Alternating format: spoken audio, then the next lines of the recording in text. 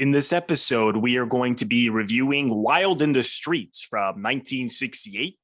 This was directed by Barry Shear. It was written by Robert Thom, and it starred Christopher Jones, Shelley Winters, Hal Holbrook, and Richard Preyor.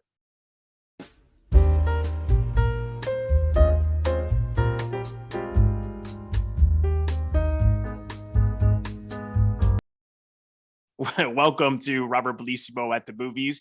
This is a video YouTube podcast where we explore movies from all over the world and talk about how those stories were told on screen. I want to welcome back Duke Haney, who is an author of Death Valley Superstars. He wrote a terrific essay in there on the actor Christopher Jones, who is the lead in this film, Wild in the Streets, that we're discussing today. His other books are Subversia and Banned for Life. Duke, welcome back. Thank you very much. Here, let me do this right away because it's going to come up. We were just talking about this before you hit record. So yeah, there's certainly the peace or victory Nixon or whatever people may want to call it signs in this film. So I was curious when you first saw this film, and how did you feel about it then, and how do you feel about it now? Has it evolved at all for you? Yes, very much so. You and I had done another segment or episode about Chris Jones, and you at the time sort of gave me carte blanche to select from Chris's few films, and I did not choose this or his other well-known film, Ryan's Daughter. Right. I opted for two lesser-known films. I never was really a fan of Wild in the Streets. I found the satire to be largely unfunny and kind of really broad. And the people in the film are characters. The camera barely moves. It's shot like a TV movie. It's illustrative. In other words, the camera is merely illustrating the script. Yeah. And the script, for that matter, is illustrative. I mean, it's all in service of an idea, so the characters don't really breathe in a way. Nothing feels like you never have there's never a feeling of spontaneity really much in the film. So it feels kind of static and kind of dead in a way. That impression remains true, but I now see that I really underestimated the film in terms of the themes and the ideology. So it really did come around. It's of course very much a film about power, and in a strange way about family, because it begins with you hear the voices of the parents of this boy who will grow up to be the first 24-year-old president, a rock star / 24-year-old president. And you hear the woman, I guess, the mother, sort of trying to avoid having sex. No, at that point, you may hear a baby. Afterward, you may hear a baby crying. Or I think you see a baby in a crib. Yeah, in a crib, right? And so you basically, I think that this boy's parents are, like everybody in the film, they're types. I think that they would have been recognizable types to the prime audience for the film. It was definitely a film, I think, aimed at the youth market. Pretty much everything that American International Pictures, which produced and released the film, pretty much everything they did was aimed at the youth market. So you have the parents are really, in some ways, not dissimilar to James Dean's parents in Rebel Without a Cause. Oh yeah, they're materialistic. Sex as a subject, it's kind of a little bit of a sort of off-screen subject in Rebel Without a Cause, but here it's a little more front and center. And so you get the feeling that certainly that on the mother's part there was there was some apprehension about sex. She seems to be kind of germ phobic. She has the plastic wrappings on her furniture. She's also emasculating, because there's a scene early in the film where the youthful Max Frost, who's played by the boy who will later become Greg Brady on the Brady Bunch, Barry Williams, I think was his name. Oh, I didn't even know that. Yeah. And the first time I saw the film, I was like, oh man, Greg Brady couldn't have grown up to become Christopher Jones. No way. But this time I was actually thinking, no, actually, there's a very slight resemblance. But he and the father are in collusion, because I guess both, sort of are sort of, suffering at the hands of the mother. And so they're both like, yeah, we're going to rebel by ripping the plastic off the furniture. And then the mother, who's played by Shelley Winters, comes down and is like, what are you doing? Or something. And smacks him in the face. Right. Yeah. And so what you see through all this is that this child parent power dynamic, results in anger that on the part of the child that you'll see sort of in a way is kind of played out again at the end of the film when you see Max Frost,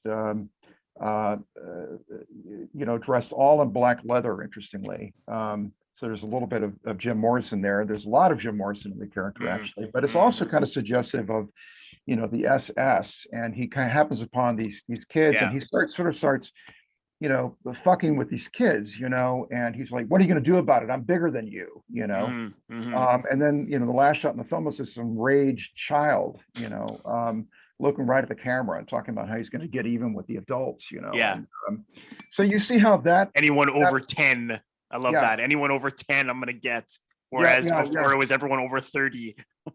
Right. Well, it's, I think specifically the line is, we're going to put everybody over 10 out of business. Yeah. I thought, kid, you're 11 if you're a day.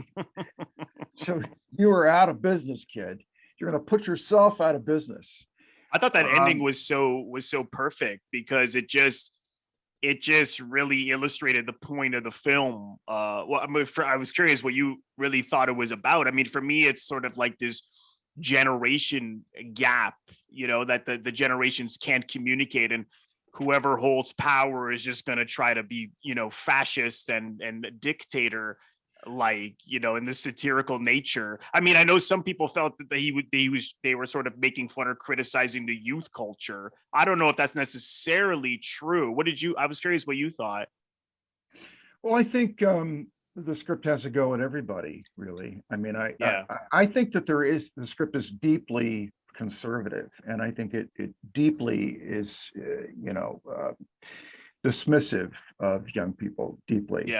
Because but on the one hand, it sort of it panders to youth, and it sort of has it sort of makes fun of adults in a way, like, it's like and it's sort of getting trying to get cheap laughs out of them at the expense of the adults. But on the other hand, I think you're made to feel that you feel in the end that kids they don't know a damn thing. Right. There's a recurring theme in the film about experience, the value of experience. Obviously, they have no experience, kids. And but the power dynamic I was mentioning before, the family power dynamics, that plays into government power dynamics. So the film sort of in a subterranean way, sort of or not that subterranean, but it sort of makes a connection between the two. That how the one thing affects the other. And basically how, I guess in a way that kind of unloving environment, produces tyrants. But yeah, no, it's very much about the generation gap. In some ways, I think it's I think, a fairly accurate picture of youth culture at that time. I'm thinking it might have been made in like late 1967. I don't know. My friend Peter Winkler wrote an essay about that Yes. and I don't know if he mentions, I can't remember now because I read it like a week ago. It But came out in 60, it came out May 29th, 68. So I okay. imagine, but it was also 10 shooting days. So, I mean, it's very possible that they shot this like 4 months before, but let's just say perhaps the tail end of 67. Well, again, because, as I mentioned, there's sort of an absence of cinematic style in the film. I mean, it's Yeah. very much like television. Yeah. Yeah. Television, the That writing was a is, lot of the criticism it was getting, but I think sometimes people forget how fast they probably had to shoot it. So you have a well, lot of like static TV. shots. Yeah, No, like exactly. TV, same thing. So it's shot like a TV show because that's the way TV was shot. It was kind of like, okay, punch in for the close up, all right, moving on, master, Yeah. setting up for the master. Yeah. And but in TV, the script is king, and they don't, again, there isn't room, generally for improvisation. That seems to be the way the film was done. And just as television, you shoot it, and it's cut, bang, bang, bang, and it's out, out the door, and so it's very possible the film was shot in early 1968. And I know the editors on this film were nominated for Mm. Fred Feitshines and Eve Newman. Probably, I hope I got Fred's last name right, but apparently, it was quite interesting how they did really like the first 5 minutes where so much happened. I mean, you saw him born, you saw his brother born, or was, I believe it was his sister perhaps. And you see that I he think had, he's an only child, isn't he? well, no, Um, you see then, when he's born, they then it's the same scene where the you hear the voices of the parents, and they're like, and the father's trying to have sex, and the woman saying, no, I can't have any more kids, and the whole time the camera stays on the baby in the crib. And then there's another kid, but you don't really see that kid very much as they're older. You see like briefly, but it's really just Chris Jones as he begins to rebel, and he's cooking up LSD in the basement, well, and he's an anarchist. He's, that's yeah, the whole thing. blows up the He's a, car. yeah, he's an, this is what this kind of upbringing will produce. It will produce an anarchist. He leaves home. Now, this is, again, like Jim Morrison. He left home, and he never Yeah. interacted with his parents again. I think as long as he lived. Mm-hmm. Maybe, well, certainly after he went to California, Jim Morrison, and Chris Jones, by the way, knew Jim Morrison. That's right. I don't know if he met him already by this time. He may not have met him yet, uh, because I know that Chris went to see the Doors play at the Hollywood Bowl, and that would have been in the summer of 1968. Right.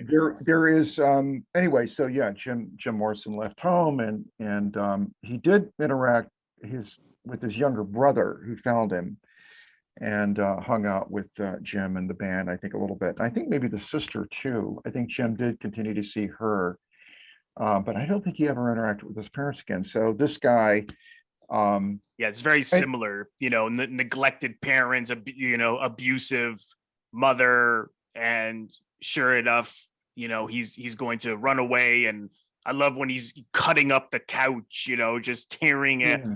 that she was so materialistic about, and didn't want anyone to even touch it or sit on it practically. But I love, like, they did that all within 5 minutes. I mean, I thought that was pretty innovative. I mean, just to see that sort of montage. And then even later on, as he becomes famous and Shelley Winters goes to watch him, initially she's trying to ride on his success, and she's getting all that, whatever Well, she's trying to Botox. become young again, because Yeah, trying that's a to, big theme. exactly. I mean, we'll come back to that again, hopefully. But no, she attempts. Well, this is before Botox, but she's attempting to become Yeah, young I was again. wondering if they would have had Botox then. I don't But think so. whatever she was having done, yes, the attempt to be young. But I liked it. Was interesting because you saw her so sort of brutal towards him. But then when she was watching the concert, they kept doing these very quick cuts That's to weird. I know. her thinking of him as a child. So it's almost as if she was proud of him in that moment. I just like how they did that visually. And even if you watch the scene in the basement early on when he's cooking up the LSD, I mean, they're kind of, that's, I mean, as bizarre as it may sound, but they sort of seem to be kind of chummy in that scene. Even though the relationship is, I agree. No, the relationship is a bit sort of all over the place in a way. Yeah, which I liked. I liked that it wasn't just black and white, like neglected mother produces anarchist, which is what it is. But I like how they snuck in a little more dimensions to it, just with the use of editing. I don't know if that was something you had thought about. I couldn't make sense of. I just thought that they had the footage there, and they had to create a kind of sequence.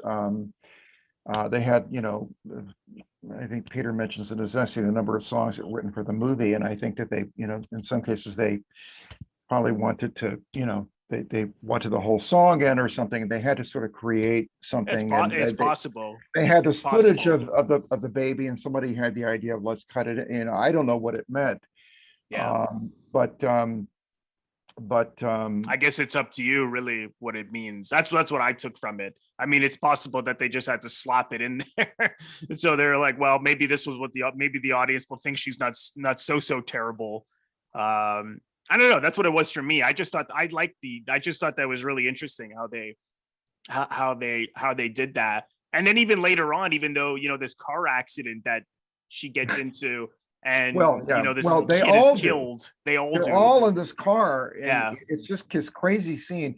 I wanted to say that, by the way, I think I have a memory of Jim Morrison's parents going to one of his concerts and trying to go backstage to see him, and he refused to see them. And turn them away. I think that happened. But anyway, in this case, there's a reunion. I mean, all of a sudden, the whole band, because the band in this movie is it's like a family. Mm-hmm. Well, but it's again, you get into character. You sort of have one of everything. You have, obviously you have, most of them are white, but you have a disabled guy who has a hook for a hand. You have an Asian kind of hanger-on who might as well be part of the band. You have the black dude played by Richard Preyor. Yeah, it's his debut, I believe, debut feature. And you have a gay guy, curiously. Right. There's a lot in there, there's all these kind of weird jokes that are made about that. And the gay guy is 15 years old, and he's supposed to be the world's youngest graduate of Yale Law School or something. Yeah, he does all of his taxes. Apparently, right, he's the business manager. Now, Robert Thom, I think, is the last name of the writer. Yeah, I think so. Yeah. Thom. Yeah. Which was not his real name. He changed his last name, just as Max Frost. His original last name was something else. He changed it to Max Frost. Yeah. Yeah. But in this case, the gay business genius seems to have been modeled somewhat on the screenwriter, although the screenwriter was, in fact, I think at the time the film was made, married to Millie Perkins, who plays, there's a whole thing we haven't gotten into yet, but the somewhat Jackie Kennedy-like wife of a JFK-like or Kennedy-esque senator played by Hal Hobrook. Right. And you get into their family dynamic. Oh, too. So that was the writer's real wife, the wife of, I didn't know that. Millie Perkins. Yeah. Oh, okay. Yeah. They were married at the time. Yeah. And at one point, I think there's a bit of voiceover or something like that connects the Hal Holbrook character to JFK. There's some remark made even, or the Kennedys or something like that. Yeah, they mentioned that he's like a Kennedy, and he very much is. He's younger. He's kind of he's handsome. He's embracing the young. Sort of with it. This whole sort of youth culture thing in the film. I think it was I think that Robert Thom was very consciously tying this kind of new youth culture. I think he recognized the origins of it in a sense, sort of maybe beginning with with Kennedy. Yeah. I mean, not the rock and roll aspect of it. I mean, there's that too, but because I guess mentioned, or you mentioned that, that Max Frost becomes a rock star. Yes. Um, Yeah. Yeah. As he every leaves. concert is apparently televised from beginning to end.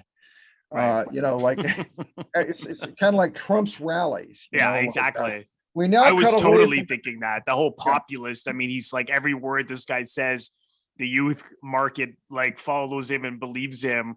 I know in the essay, the article that Peter L. Winkler wrote here, he mentions that the writer apparently hated the youth culture, which is interesting. That he just thought they were stupid and silly and Well, and you fascistic deep certainly down. see that in the film. But again, I don't think that was necessarily the point. But I think if anyone got knocked the most in this, it's probably the youth culture, because the only thing you really saw that was sort of satirical against the older generation was the fact that they were, like, of course, quick to just use violence to solve their problems, and to be unfair with not having people who get drafted into Vietnam vote, which was true. You were I didn't even know that at that time. If you were 18, you couldn't even vote yet. Meanwhile, they're sending these people into Vietnam, into war, when they can't even vote. So and I guess Ed Begley was, which it's so funny to see him in this, because he's just that classic sort of conservative, all-American type.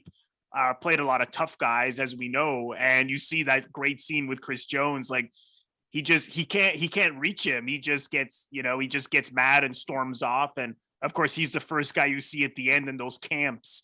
Anyone 35 and up has to go to a camp for the rest of their life. And well, they're fed do LSD. They're all tripping permanently, but they sort of become, well, that gets into a whole other thing. They all sort of become, permanent pre-sexual children. They're all like romping in the woods, like little kids do. It's so wild. Yeah. And because, but I want to get into that in a minute, the whole thing about LSD. I'm not sure that Chris was cooking LSD at the beginning of the movie. I thought he was making explosives. It was just, I thought it was just kind of a general, Hollywood style, chemistry set where every liquid is a different color, like that's I thought he had said, I'm not sure. Yeah, you might be right. I thought he had said LSD. I'd have to look at that scene again. But that was another thing, even though, like, Shelley Winters as his mother was chummy with him, she still neglects to see what he's doing. It's like, all right, have fun. Yeah, well, then, which I guess was typical, right? Especially then, of just people not getting enough attention, right, as kids, and then they end up turning into. I mean, that's true now. I mean, that happens, right? But I thought that was interesting that she was just laughed and left in that scene. Well, I thought that the idea was that in the scene was that she was trying to say that he had a strong aptitude for something, chemistry or something, or engineering, or she was like, this is what you should do with your life. And he was saying, well, I'm not going to do that. But anyway, it cuts from that scene to him, savaging the furniture with a knife, which right, is just, right. He must really have dug, because he actually used to carry a knife around. And he got to go crazy, and there are feathers flying everywhere. And so he kind of fulfilled his, his mission with his dad. Earlier they were out to, kind of defile the furniture, and he was like, well, I'm going to really defile the furniture. Then he blows up the car, before he heads off to his eminent rock stardom. But yeah, it's and it looks like they're also up in like a suburban family as well. Like, just, I mean, the only time you see them outside of the house is when he blows up the car. So it's that, that all there was sort of the all-American family as well. And now here's the rebel come out of it. Well, that set, I mean, it may be at Universal. I mean, I've seen that set of suburban street, and like, I can't, like, it seems like 100 movies and TV shows, if not more. Yeah. I think the Munsters may have lived on that street. I think when they were going to do the Munsters, I think they just took one of those house facades. Probably. And they just sort of fucked it up a little bit, and put a fake, kind of spooky looking tree in the front yard and stuff. But I mean, most of the sets in the films just look like standing sets, on the Paramount lot or wherever the hell it was they were shooting this thing. They were very generic, and they were sort of dressed a little bit. Um, but To go back to this Hal Holbrook character, we focus a lot on his family too. There's sort of two families that you see in the film. You have Chris Jones and his family, and they, of course, visit him. They come to see him, and they all get into the car, and the mother keeps trying to take hold of the wheel. I think Chris is driving, which it makes no sense at all that he would be driving his own Rolls. I mean, it seems like he would, if you're that wealthy and that powerful, you'd have a chauffeur, but he's driving his own Rolls Royce. Everybody's piled into it like a pack of hillbillies. And Shelley Winters is grabbing for the wheel, because I guess she's by this time kind of reverted completely into youth mode. She's like, I want to drive it, or maybe it's just that Yeah. It's a Rolls Royce, and she's always wanted to be in a Rolls Royce because she Right. has all this delusions of grandeur.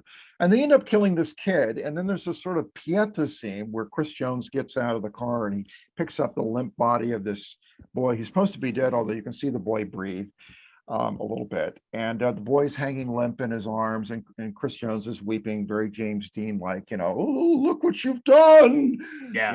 and like suddenly you cut, and like there are like no consequences for this. I mean, I was wondering about that too. I was like, what happened here? I How mean, did she get away with that? well, how did anybody get away with it? I mean, in life, if the, probably he would have been accusing her, and she would have been accusing him, and they would have been in court going, she was driving, no, he was driving, Yeah. and even if they were mother and son, but they were, they had a lot of animosity toward each other. Yeah, that didn't really work. That was sort of tacked on as a way to split them up again. Well, that's probably true. Yeah, that's exactly from a schematic point of view. Yeah, that's exactly what it does do. It splits them apart. Yeah. Yeah, then she kind of vanishes from the film, and then you revisit her, and she's just like full on hippie. She's got like, she's I guess doing transcendental meditation, and there's a sitar playing, and she's got like things painted on her face, and her hair has gone very long. I Actually, love she that. looks quite nice. And she's just, you know, just kind of gone straight into, hippie mode. Yeah. And I thought they were doing that to illustrate that she was trying to fit in with him and try to get back to form some kind of connection, so she become someone that he would enjoy being around. Like, I'll become like a friend of his. I don't know if that's what you thought. I thought that it was just simply that she, I think what the film is kind of saying, and it was very prescient in this way and a few other ways. I think it was sort of saying that basically nobody wants to be an adult anymore. And so Yeah. Oh, I didn't think of that. And which also makes sense when you think of her constant need to be young. Yeah. All that whatever she was doing pre-Botox days. I think that's what that's expressing in a way, is that, and nobody wants to grow up, basically. And I think that was the time when that happened. I should mention, by the way, Peter points out in his essay that the inspiration for the screenplay was the Sunset Strip riot, which took place right at the end of 1966, and it went on for about 3 or 4 days. I don't think it was particularly violent, but there were, confrontations every one of these nights between the police and the youth. What had happened was, as the sort of old Hollywood establishments on the Sunset Strip gave way to as old Hollywood died off. These old nightclubs frequented by film stars and film producers and people like that, they were converted into teenage dancing clubs. So you had a lot of underage people on the Sunset Strip who were going go-go, dancing, like at places like Whiskey Go-Go. There were a bunch of these places. Right. There was one called, I think it was called Pandora's Box, And that all the neighbors, I mean, people now think of California and LA as being super liberal and all that, but it wasn't like that back in the Right. day. I mean, you have a Right. lot of staunch Republicans out here, and they were very disdainful of all this, and they complained about the noise and so on. And so, plus there were, corporate types who had designs on that, piece of real estate, and they wanted to get rid of all the kids and close all these dance clubs. And they closed, I think, the one called Pandora's Box. And so the kids were angry and like, why have you closed down Pandora's Box? And then I think there was some kind of altercation one night between these kids who were milling around outside Pandora's Box. I mean, this is all from memory, so I'm sure I'm off on some of the details. And then they came back, and then more people started to come, and then and then every night it became this kind of thing. And there's actual footage in the film cut into Wild in the Streets, from the Sunset Strip riots. And apparently, I guess Robert Thom and Millie Perkins were staying possibly at the Chateau Marmont, which looks down on to Sunset Strip. And they were watching this go on. And Robert Thom made some comment like, if those kids had their way, they trust me, they'd be just as fascistic, they'd turn into complete fascists, which raises an interesting point because Paul McCartney returned to this idea again and again. I heard him express this at least 3 times in interviews. It's really quite funny. He said that, when the Beatles came along and exploded in popularity, became, for that period, like the most famous people in the world, essentially, pretty much. And had, it was like a, a sort of a completely new phenomenon in a way. I mean, there had been Elvis before them and Frank Sinatra before Elvis. But this kind of hysteria was on a whole new level. I mean, the Beatles, I think, were the first to play like a huge stadium, Shea Stadium and all that.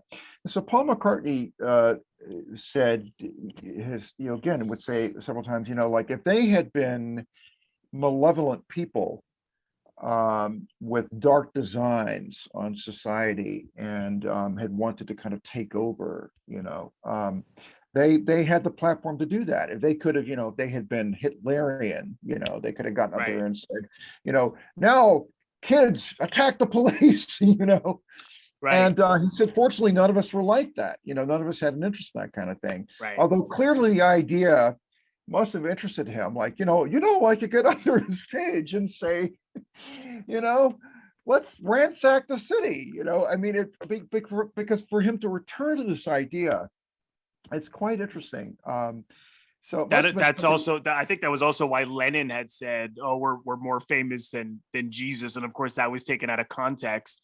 And then that was in this film. That must have been a joke when Chris Jones meets Hal Holbrook's kids, and the kid who eventually joins them says that hey, you're more famous than Jesus. Right. That's probably was. You're right. Probably was. What was went into there. But I don't even think that, for example, Jim Morrison was particularly famous at the time that this film was made. Maybe I'm wrong. The Doors had their first hit in 1967. Yeah, I But guess they were just becoming quite big at that time. They're breaking. They weren't where the Beatles were at, but they were breaking for sure. well, they By never 60. got. Nobody ever got. No one got that high, but Yeah, just in I terms mean, of being famous in general, famous well, band. right. Well, Chris may have been, even before meeting Jim. I mean, they were romantic rivals. Jim Morrison's girlfriend, Pamela Corson. I mean, because Jim was always running around on her, and supposedly they had an open relationship. So she was like, "Ooh, I want to get even with you, Jim Morrison," And so she had, relationships with other guys, but I think the difference was that I don't think that Morrison was attempting to make her jealous with his assignations, but she, I think, was trying to make him jealous. And Right. so she picked the one guy, Right. took him to the Hollywood bowl show and sat right in front of him with like, like one of the best looking guys in Hollywood, I guess at that time, with this reputation as a whatever, stud or whatever the hell it was supposed to be, and sat like right there. I think they were even making out during the show. And then, or I think she was sitting in his lap or whatever, and I know they did go backstage after the show, and I was told that by someone who was close to Chris that that Morrison was always really aloof with him, and I thought, well, yeah, why Of wouldn't he course. have been aloof with him? Um, but she was the aggressor. I mean, she threw herself at Chris. I mean, I even heard how it happened. It was at the Chateau Marmont, as a matter of fact. I heard, I think I heard that he was getting into his car and she like threw herself over the hood of the car. It's like, Right. you're not going anywhere without me or something, and You wrote about that in the book too, I believe, the relationship with Morrison and his girlfriend and Jones. Yeah, I remember that now. it was a little bit of a triangle going on there, Right. I don't think the relationship between Pam and Chris was very serious. Hmm. Um, and But I think Morrison was jealous. But rather interestingly, Chris said many years later in one of very few interviews he gave after he had his problems and things and disappeared. He said that the death of Jim Morrison screwed him up, quote unquote, more than anything, and that is more than the Manson murders, which in subsequent years he blamed his breakdown on the Manson murders. He claimed to have had an affair with Sharon Tate. He definitely lived in the guest house. Right. His manager owned that house where Sharon Tate was killed. But he claimed that the thing that the true linchpin was Morrison's death. He said anyway. So I don't know. He said I guess he said he identified with Morrison, and I can see where there would have Yeah. been maybe a degree of identification between the two of them.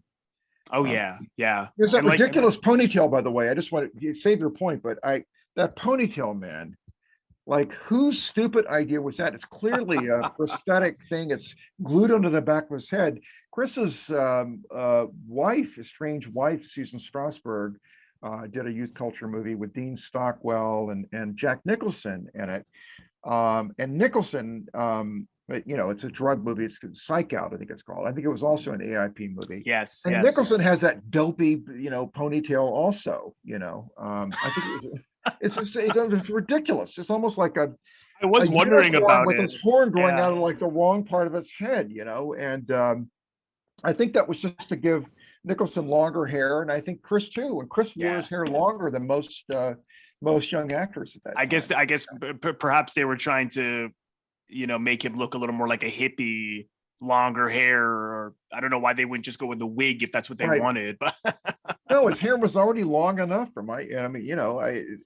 anyway. But I'm sorry, you had a point you're about to make. I was just going to mention how catchy the songs are in this. Yeah, they're I mean, pretty good. I've had 14 and Fight in my head the last couple of days. I mean, I saw this for the first time a year ago, and I remember it's hard. They're so catchy, and of course, the music is by Les Baxter, Barry Mann, and Cynthia Wheel.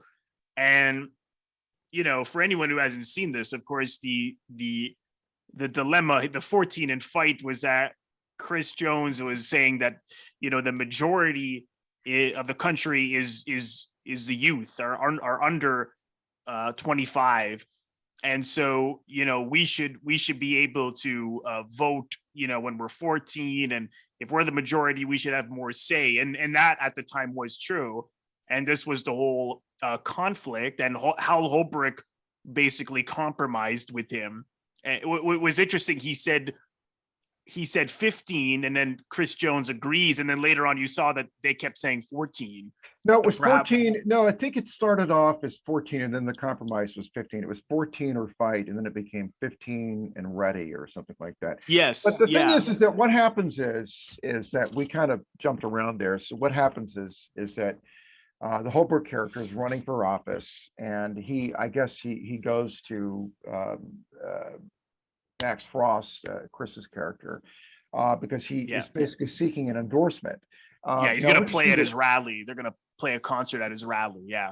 right now, interestingly, the you know, Chris doesn't seem to have Max Frost doesn't seem to have any political aspirations. um um the band is this weird sort of hive, like clearly Robert Thom knew nothing about band dynamics, because they're like sort of like a single being. It's like this amoeba. They're always together. They sleep in a heap on the floor in this vast Beverly Hills mansion, which I think was also used in Valley of the Dolls. I think it was the same house. Oh, I think so.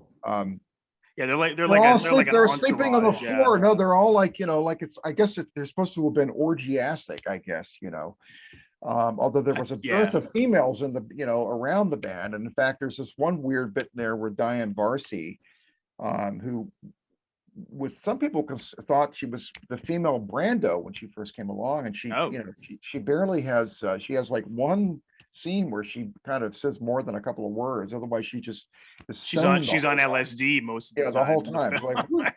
In the well, fountain. we think that the voting age should Oh be. yes, in the Senate. Yeah. She becomes Um, a senator. I love that because she was older than everybody. She was 25, so she was able she to. she could run. Well, She anyway, could, no, yeah. it was the whole. It was everybody else's idea. They were like, "Hey, Max, you should run. We should change the vote." Oh yeah. What do you really? Yeah. Why should I be able to vote? And he's like, yeah. Hey, Mr. Senator Man. Um, uh, but there's an FDR term that one of the people in the film uses, brain trust. FDR had his so-called brain trust.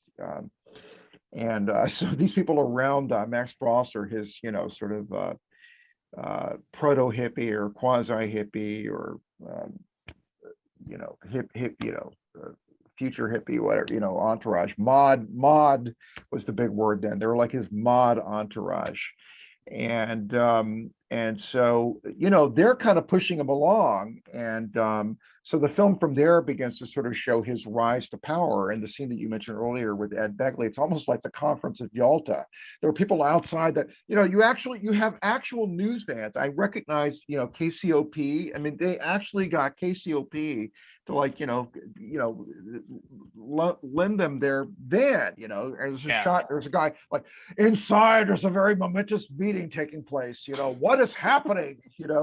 And it's Ed Begley, who's supposed to be the most powerful senator in California. And then Melvin Belli, the famous attorney, is inexplicably in the scene. But throughout the film, they have all these cameos. Dick Clark, who was an American Bandstand, the MC on that. And then at one point, they have Bobby Sherman, who was a huge teen idol. Actually, his picture used to appear in the same magazines as Chris Jones, and maybe at the beginning, Jim Morrison. I think Jim Morrison may have evolved into so scary a figure to teenage girls that he was no longer in those magazines with titles like Teen Beat or whatever. Bobby Sherman was right in there, and there's a scene with him in the film. I don't know if he had started to take off then, or what the situation was. You have all these cameos though. And so, in the middle of this sort of, conference of Yalta conference between, the sort of Kennedy figure kind of, sort of mediating between, the rock and roll anarchist over here, and then, the staunch, conservative senator over here. You young, rascals, you make me sick, and hey man, let's hang out. Yeah. Richard And Preyor gets in his face. and his name was Stanley X. Like, he never says anything in the film, that's truly incendiary on the Malcolm X level. But his name is Stanley X. I was surprised to see at the end of the film. I didn't even pick up on that. Oh God. Uh, uh, so yeah, and then they have Diane Varsi at one point sort of walks into the room like Lady Godiva. She's like, I don't know, bringing drinks or something. Yeah. Yeah, she likes to hang out nude. She's sort of taking nude pictures when she was. I know she's totally topless, and she just has her hair covering her breasts. Yeah, a very long wig. I made Oh no, definitely. But Definitely. yeah, there's this whole thing about I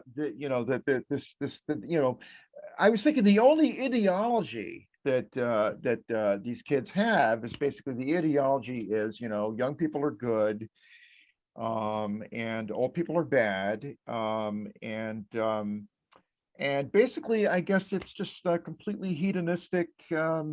We don't need the FBI, we don't need the police, we Yeah, don't need, he gets rid of the CSI, gets rid of everything. yeah, I love that at the end when he's in the car and you hear him on the radio. Yeah, he has no secret service. He's the president, just and riding around in his convertible, Yeah. riding around the countryside. Nobody's following him or anything, Yeah. this bad rear projection, and then he stops to kind of romp in his black leather, like, like a child, literally rolling in the grass, and Yeah. Yeah. so that seems to be the whole thing. It's a complete pleasure ethos, and that seems to be what seems to have infuriated Robert Thom. It's like, all these kids, all they want to do is have fun. Yeah. They just want to take drugs and have sex. Yeah. How dare they? Well, it's true, because the whole film, they don't have any platform other than they just want to run everything. And they want to run everything. And they just want to, there's everyone has to retire at 30. I love that. And then they have to drop LSD at a concentration camp. Like, well, here's the thing though. There's a wild. There's a bit where they're supposed to be spiking the I guess the DC water supply with LSD, right? Yeah. Okay, well, there was in order to get the votes, because they needed more votes from the older generation. Two-thirds majority in the Senate, and so they have a rather impressive, it's supposed to be the Capitol, interior of the Capitol. Considering the budget of the film, it's a rather cavernous set, really. It's kind of impressive that they were able to pull that off. You have a galley above it, and all that. But it looked pretty good. But I thought it looked quite good. Yeah. Yeah, no, I mean, considering the fact that they probably built very few sets for the film. As I say, most of the sets just look like they just stuck some posters on the walls and hung some beads up. Okay, that's a hippie pad. Yeah. Now, and but there was a point I was going to make about we're talking about the dropping LSD. There were LSD chemists at that time, and drug smugglers. In fact, I've been working on a thing that involves somewhat this group that operated out of Orange County called the Brotherhood of Eternal Love. They were sort of, began kind of, sort of, they all dropped acid, and they were all a bunch of like surfers and thugs, sometimes both.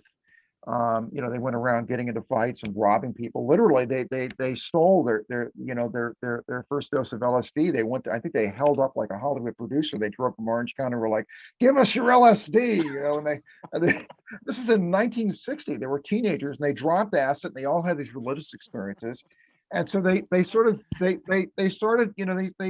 would get together and I don't know, and meditate together, whatever the hell they were doing, but they all became they became missionaries on behalf of hallucinogenic drugs, particularly acid. And so their whole mission was to go around turning people on. They became. So this wasn't as satirical as it seems. No, but they weren't the only ones. But there was this idea that if everybody could turn on, I've done LSD, a couple of times in my experience, and I can't say the same. But anyway, well, the truth is that when you do it, though, not everybody has the same experience, but when you do it, one of the things that you do feel on it, I felt, and I think this is very common, is that you become very, very conscious of the fact that it's going to sound very, trite and hippie-ish, I know, but that you are part of the great human family. I remember the first time I did it, when I was just beginning to come down a little bit from it, I went out to breakfast with a friend of mine. This is in New York's East Village. And I was still at the point where like I would pick up a spoon and it would, and like light from the light would reflect on the spoon, and I would find myself staring at the spoon. But I remember this waitress came up and she was taking her order, and she was, probably in her 60s or something. And I was just sitting there thinking, I love you. I love you because you're because you're You're human like great. me. We're all human, and I just love everybody. That sounds about right. You become very, very conscious of the fact that that you are linked to every other human being in the world. Right. It really did open my mind to the idea that there could be a God, because I was raised religious, and then I became a militant atheist, in my teens and early 20s, and then I dropped acid, and I thought, well, maybe, maybe, I've been an agnostic ever since. And so these people really, they really did, the Brotherhood of Eternal Love. They weren't the only ones. They really did have this idea that if they could, the Brotherhood of Eternal Love were the ones who developed this brand of acid, if you will, called Orange Sunshine. And they basically had the idea that everybody in the world dropped Orange Sunshine, they would have this epiphany about, we're all related, and we love each other, and, we don't want to have wars, and we just want to, like, hold hands and have sex and have babies and Maybe grow they were onto food. something. When you look at the world now, they might have been onto. Well, they obviously they failed, but there was a chemist, I think his name was Nick Sand. I think he worked for them. But he had that idea, and they really were talking about things like, we're going to dump a whole batch of acid into like a water supply, or whatever town or whatever. These ideas were really out there. That's Wow. why I say the film is not. It's in some ways, it's not a completely inaccurate depiction of a lot of the thinking of Yeah. young people at that time. Do you think that the message that, what they were trying to do, the generation gap, do you think they succeeded in that, or do you think it was maybe too much poking at the youth culture? No, I think in some ways, I mean, I said that the film is kind of anti-youth. I think it is, but it. I think that this man, he hated his parents, because Peter said that something in his essay, I think, about, his first play was about, I don't know, it was all the stuff about how parents fuck up kids or something, and that, Yeah. the parents are monsters or something. And I think he just sort of had that idea generally, and so no, I don't think that the film at all exaggerates what was then called the generation gap. I mean, it was really quite profound. But I have to, there's a caveat, which is that what we think of as 60s youth culture was in fact limited to a very small minority. I mean, when people talk about baby boomers, there's a cliche about baby boomers, which is that they were all hippies, and then they suddenly got conservative. The Right. 60s ended, and they're like, okay, I'm going to put on my suit and tie, and I'm going to go corporate. And in fact, most baby boomers were always conservative. Most of them had short hair. Yeah. You and I watched for that other thing about the thing about Chris. We watched Three in the Attic, which was shot on location in 68, I'm thinking, in North Carolina. And you see that the most of it's, there are all these extras in the film, many more extras maybe even in that film.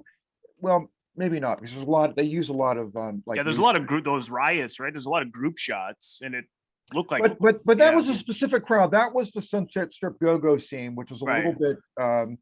bit different from the Haight-Ashbury scene. I mean, after the Sunset Strip scene was shut down, people began to go up to San Francisco, and really, the LA scene kind of carried the seeds in a way up to. I mean, something was already happening in San Francisco. Don't get me wrong, but Right. that really helped it, and it evolved into something else. But it was a very specific scene down here, before it was shut down, and so I lost my place again. Well, we were talking about No sleep. whether, yeah, so that'll do it.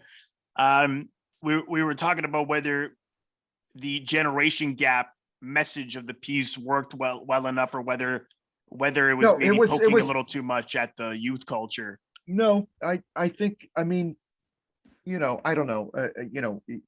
Maybe in terms of poking too much fun, it's a satire. It's not a terribly funny satire. That's one of my problems with it. I mean, there wasn't much in the film that made me laugh. There's some I kind of found myself odd, laughing more this time around than I did when I first saw it. When I first saw it, I really. was kind of like, "What the heck?"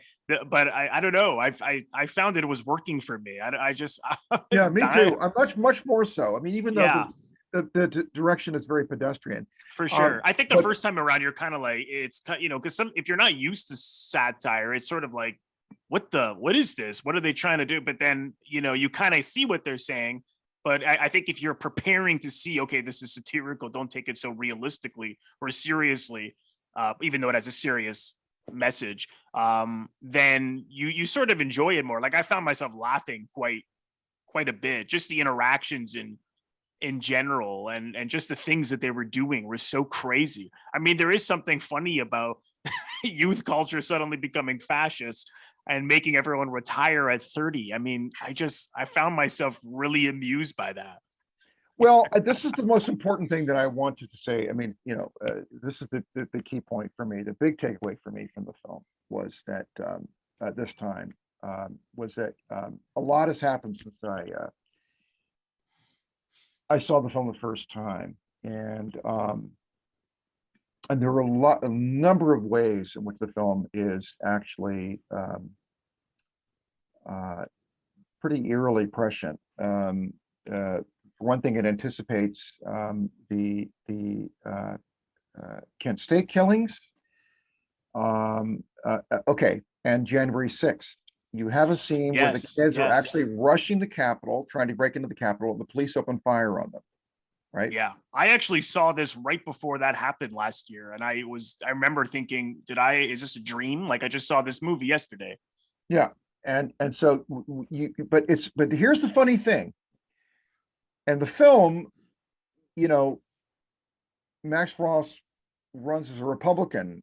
Um, Yes. Yeah. it's eerily similar to Trump, who's another sort of person with like no real ideology, Hmm, hmm, hmm. and who legendarily ran as a Republican because he figured Republicans were stupid enough to vote for him. Exactly. And in this And he case, literally said that. well, he didn't. I don't think he quite said that, but he Yeah. said he did say we He love said, the yeah, uneducated. yeah. Um, He said that way before he ran. He said, if I ever ran, I'd vote yeah, Republican because they're stupid and they'd vote for me. yeah, that's exactly right. He was a Democrat before, Yeah. whatever that means in his case. Ran as a Republican, and was taken to heart and then some by the Republican Party. It's just really just amazing what's going on there. Yeah. And but so uh, another way in which it's really prescient is it really the film is prescient is that it talks about um, the relationship between celebrity and politics, which which which was only, well, by and large, only just beginning. They do mention the name Ronald Reagan in the film. Ronald Reagan Yes. became governor, I think, in '68. I think. Yeah. They Um, mentioned Nixon as well. That's when he was trying to decide whether he should go Republican or Democrat.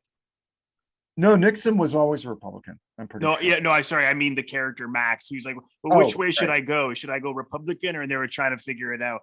Which really, when that scene, I was really thinking of Trump, Yeah, because he was probably sitting around thinking the same thing, which maybe a lot of politicians do.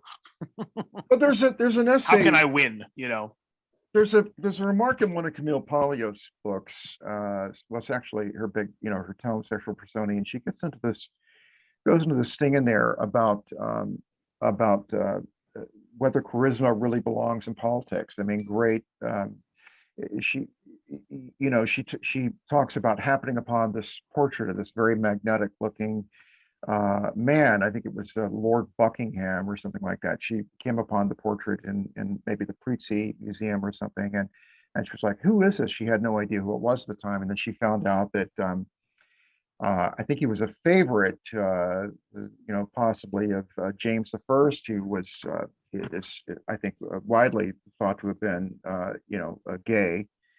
Lord Buckingham was a complete, he made for a lot of trouble. But she found his portrait really arresting, and so her thought was that that kind of charisma really has no place in politics because it's corrosive, it corrupts. Right. And so here in this film, you have this extremely, obviously very charismatic, rock star, and he's not a person who belongs in politics. Now, I don't happen to think that Trump really has a lot of charisma. He clearly has a touch of it because otherwise he couldn't have done, what he's done. But Right. maybe that kind of charisma ultimately, is not a good idea. I mean, I don't think of Biden certainly these days as being terribly charismatic. I think he was at the outset, though. I think when he first started running, he was in fact very young when he was first elected to the Senate. Biden. Yeah. Yeah. He was like 30. He was like the youngest, I think maybe the youngest person ever Yeah. elected to the Senate. So Yes. he was Max Frost. Yeah. But I think the film is extremely, it really sort of forecasts. I think the film really, I don't know to what extent. It's quite Robert eerie in Thom, that sense. It is it like, really wow. anticipated sort of Yeah. where politics have gone since then. Mm. Where Mhm. now the merging of entertainment and politics, basically, Right. and that's the problem. I mean, a big problem with it today is that you have to be, you really in a way have to be an entertainer to be Yeah. elected. Yeah. Trump is basically just a really bad stand-up comic. He gets up at these rallies, he tells us the same stupid jokes again and again.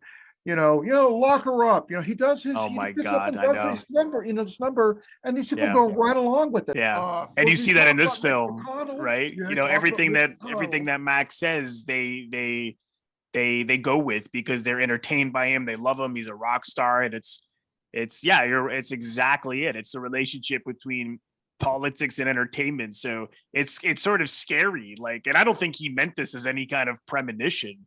I think Well, it really is sort of what they call speculative fiction. I mean, it's almost like science fiction in a way, mm-hmm.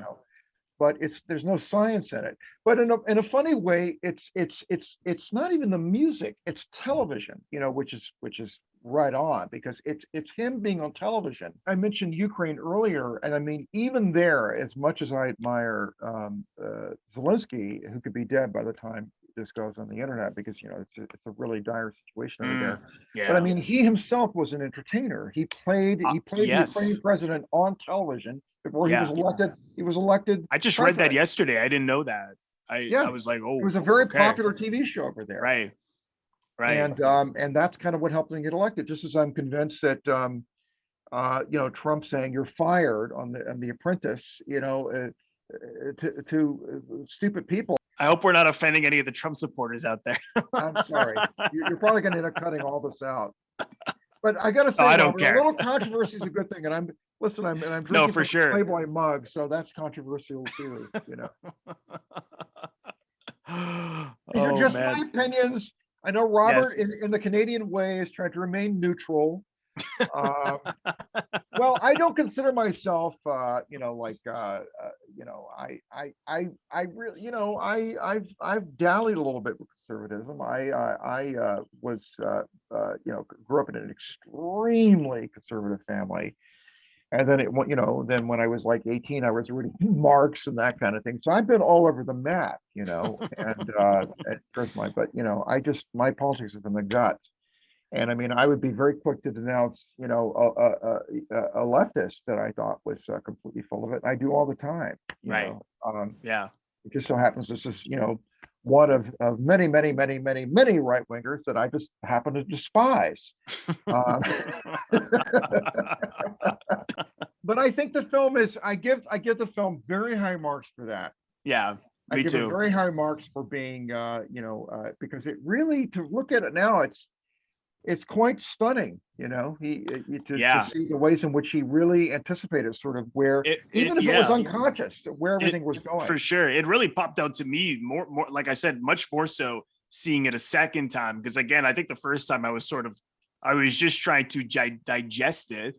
But I agree. What did you think of Chris Jones in this, just acting wise, Shelley Winters? Hal Holbrook. What did you think of the cast in general? Well, I mean, everybody is serviceable. I've met Larry Bishop a couple of times, and rather like him. He's the guy who plays Hook, and Oh, right. I heard a story about the making of the film for him. It's not particularly good. I mean, it's not a particularly interesting story, so I won't drag everything down with that. I thought the problem with the Max Frost character, Chris is great. He's really good in the film. The problem I thought he handled those speeches. I mean, that's hard to pull off. And also the lip sometimes. syncing thing. I mean, you can believe him as a rock star. Yeah, too. you could. Yeah. Sorry, I didn't mean.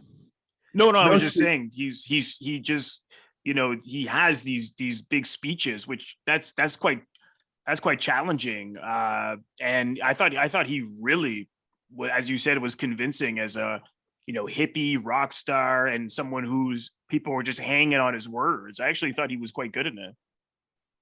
No, I think he's very good. I mean, there's a scene where it's rather weird. It's really weird where he and Larry Bishop are talking, I guess they're being massaged by the Japanese hanger-on. I guess that's a little bit racist there. She's, Yeah, with a massage, yeah. And they're talking, and there's this weird thing where they're both kind of lying like this, and they're whispering Oh, each other. yeah. And then the Diane Varsi character goes, "I think you boys is," and she, uses a pejorative term for Yes. the idea they wanted to get together. And I mean, it just comes out of nowhere, this thing. But he's very good in that moment. I mean, he just, you get the feeling he's kind of probably high, and he's getting massage. No, I thought Chris, the problem is that the Max Frost character is just a conceit. It's not really a human being. That's my problem with it. It's just, there's not really a person there, and he, in a way, the script is kind of all up in its head, like I was talking earlier about it being kind of illustrative. Right. These are not real people. They're just, it's like he's just sort of fleshing out an idea. I guess they're all sort of archetypes, and it was less about any kind of like exploring what they were really like, and more about what they're doing and how that led to the point of the film. I know you mean they're all sort of one. Go ahead. I was just going to say they're all pretty one-dimensional. Yes, very much so. Yeah. Like I said, they're types. I mean, you see them. You have the Asian. You have the person with the brainchild, disabled person. Well, right. You have the brain is also the gay guy, and right. I mean, they're types in a way. Yeah. He's not a type, but he doesn't really have any. He's not really working through anything in a way. He just he doesn't like his parents, but he doesn't seem tortured by that. Oh, there's an interesting thing too about James Dean, because there's a poster of James Dean on the wall. I noticed that. Yeah, when his father was taking everything down, right? Ripping down the room apart. He rips down posters. There's a poster of Chris. He rips down a poster of James Dean. He rips down there at one point you see a poster of Dylan on the wall. Mm-hmm. I actually think I made note. Oh, I think you can't quite see it. There's one of the Rolling Stones. Yes. I think Lenny Bruce. I think Lenny Bruce. I think you can't really see it, but I'm pretty sure that's Lenny Bruce. He rips that one down too. But the whole thing with James Dean is really quite interesting because, in a sense, I mean, there again, you have, with James Dean, that's the introduction of youth. I mean, it could be said that, in a way, I mean, for example, there's a documentary called James Dean, the First American Teenager. And like it's often said that the teenager was sort of an invention of the 1960s. Nobody talked about that prior to that. Right. And suddenly the teen was recognized as, like a consumer in his own right. It was a lot about, that was the reason there was this recognition. It was like, aha, we can market things to, get them to buy things. Right. Not just being bought for them by their parents, but they have disposable income. So we can find ways to separate them from their income. And so we're going to flatter them by creating this whole new category. You are a teenager. Right. You're not quite an adult, but and so it's almost as if the whole thing, everyone always said he looked like James Dean. So it's kind of as if James Dean has returned from the dead to kind of like to kind of follow through on the implications of his stardom, if you see what I'm saying.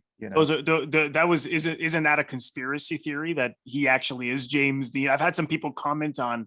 It must be the same person who's commented and said he's actually James Dean on some of our videos in the past. I must be the same person who's commented to say he actually is James Dean. James Dean never died.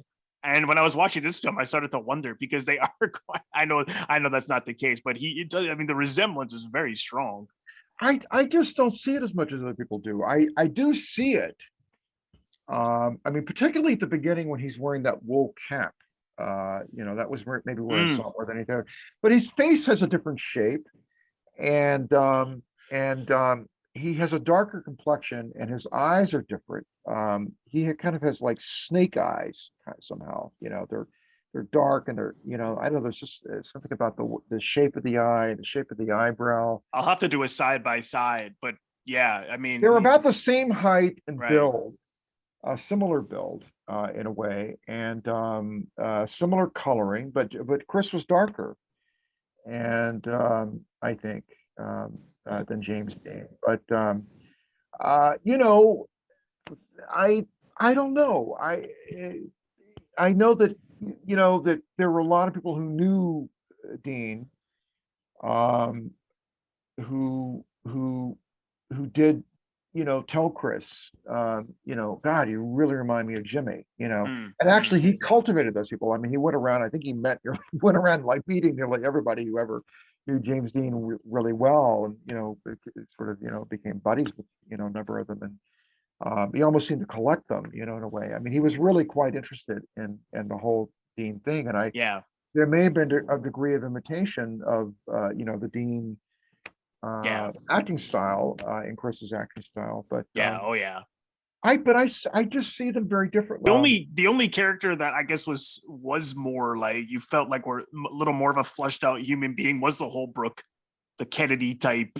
Like I just sort of he's an interesting actor. I think I haven't seen him in a ton of things, but I sort of, I mean, not that we saw a lot of different sides of him, but there's just a very genuine. He was just very believable as this genuine kind of good politician trying to win, but also do the right thing for the country. Him and his wife in particular. I like the scene when he gets in and he's like, "Oh, this is great," and then she's kind of concerned because of the way he got in. And yeah, everything's gonna be fine. And then sure enough, he hangs himself at the end in the camps there. But I don't know what you felt about him. I thought he was interesting in this. Well, I think you're right. The performance didn't particularly interest me. I mean, he's fine. But no, I think you hit on something there. I think he actually is the only character in the film with any nuance. Actually. The only one. Yeah, and it's interesting because he slaps his son too, and then you think of how Shelley Winters slaps Max in the beginning. So I mean, perhaps that was how they were sort of, they show so much of the flaws of the youth culture here, but then that was another way of showing, it's sort of that generation where it's like, oh, if my kids are disobeying, boom, it's always with fists and slaps, and even during the riots, that's when people start getting shot. And again, I think it would have been interesting to have a little more of that with the older generation, some poking fun a little more at them. But I still think it works. I think is particularly that ending when the kid, then the 10-year-old is now being, controlled by the 25-year-old. 25-year-olds, and is you guys are next. Anyone over 10, we're gonna, So it's that recycling of generations not getting along, and I'll just try to take over. I'm gonna be next to take over. I still thought it worked. For sure. I think without that ending, it wouldn't have worked. I know in the essay, Peter was saying that the director didn't feel it worked because apparently there was a scene where Shelley Winters, as you see her as she's trying to escape, and she's supposed to be singing longer, and I don't know why he would have thought that would have made more sense. But anyways, I still thought it worked, regardless of I guess that would be more. It was meant to be more tragic. It's a little bit like like the Deer Hunter ends with everybody saying "God Bless America," and I guess she's singing "My Country 'Tis of Thee." So that's the song. Is a whole way of nailing that. America's doomed, or behold the horror that is America. Oh ho ho! Those people in the '60s had no idea how easy they had it. No idea. But at the time, I know it really seemed really apocalyptic. I mean, a lot of people in the '60s really had the sense that, Jim Morrison in concert said something like, hey man, pretty soon the whole thing's gonna blow wide open. I'm gonna get my kicks beforehand, or something like that. What is him saying that at a show? It was a lot of people had that idea. They really felt that that things are about to explode, and obviously, look at the Manson family are like, well, things are going to explode. Oh well, I think we're going to have to explode to kind of help the larger explosion now. We're getting a little sick of waiting for this big explosion. But the one way the film was wrong was that I don't think that that kind of the youth culture of 1967, 68, it did not go on to become fascistic unless you are a punk rocker who believes that Fleetwood Mac was oppressive to you. Because it was like this kind of boring rock and roll, like, oh hey man, I don't want to listen to like Fleetwood Mac. So punk rockers, I think they had the idea that boomers were oppressive in that way because they dominated the culture for a long time. But no, they basically, what happened was that generation. After first of all, a lot of them voted for Nixon in '72. But prior to that, I really do think that Kent State was a big turning point in terms of campus activism. It was like, hey man, like we can get killed doing this. Hey, count me out, Right. And so what happened was that generation really kind of turned inward, and there was less push for political change. I think people began to see sort of just how difficult it was going to be to change everything. So people kind of turned inward. Yeah. And they all went into therapy. And conformed. But in their own way, maybe, I don't know, they might have like opened bread shops or whatever, but, or become seamstresses, or, it kind of retained some of the arts, some of the hippie arts and crafts, but, like Ben and Jerry, they were making ice cream. They both look like, they were in some psychedelic band or something, 60 years ago, but 55 years ago. But the point is that I think that they became less demanding of this kind of political change that they were demanding, in the '60s. Oh yeah. Great. Well, Duke, thanks for coming on again. Well, thank you, Robert. It's always a pleasure. Are you going to plug my book here at the end, like usually? Yes, of course. So, for a copy here. There we go. Death Valley Superstars. There's a great long essay on Christopher Jones, who is the lead in this film. Long. Yeah. You say it like that, people will be like, "Oh my God, it's long. I'm not going to read that." Let me rephrase. It's got a lot of depth. Let's put it that way. If you really want to get to know Chris Jones, read Death Valley Superstar. And there's a great chapter on Morrison as well in there, which is more about you. Well, I communicated with Jim Morrison's ghost, actually. Yeah, that's which I love. I love that essay. I really did, allegedly. I was visited by Jim Morrison. I'm not kidding. I was told he was right there. I was talking to him. He gave me some advice. The advice was stay true to myself. I thought, thank you, Jim Morrison, because that's all I've ever done my entire life, and that's why I'm a complete broken down failure.